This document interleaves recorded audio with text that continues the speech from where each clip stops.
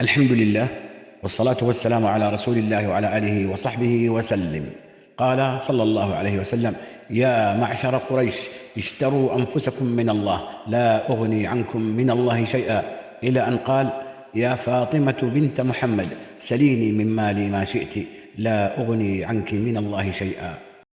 انظر تحقق، انظر تحقق، ذاك إمامهم أم أنه خطأ هم ارتكبوه؟ رجل النظافة يقتدون به، فهل جهلوا مكانته وما عرفوه؟ لا، والذي رفع السماء وزانها هو ذا الإمام، رضوا به وضعوه. الله أكبر، ذاك دين محمد، يفهمه من أصغى له اعتنقوه. لا فرق بين وضيعهم ورفيعهم، حق عن المختار قد ورثوه. هذا لمن فهم الشريعة صانها، صدقا أقام الدين من سبروه. لو أن بنت محمد سرقت وإن قتلت وإن، فالحد ما تركوه. من منهم عمل له أبطى به من كان أبوه، ما فاده نسب ولن يعلو به، فالناس قد رهموا بما عملوه.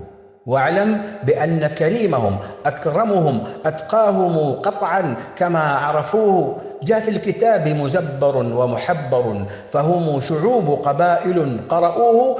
لتعارفوا لا فرق بينهم، فلا العربي عن عجميهم رفعوه. كل لآدم سودهم مع بيضهم، الأكرم الأتقى كذاك وعوه. فدعوا التعصب لا افتخار، تمسكوا بوصاة أحمد عنه قد سمعوه. أو هل ترى بلغتكم؟ قالوا نعم، فاشهد إلهي قالها ورووه. الله أكبر، ذاك دين محمد، يفهمه من أصغى له اعتنقوه، يفهمه من أصغى له اعتنقوه.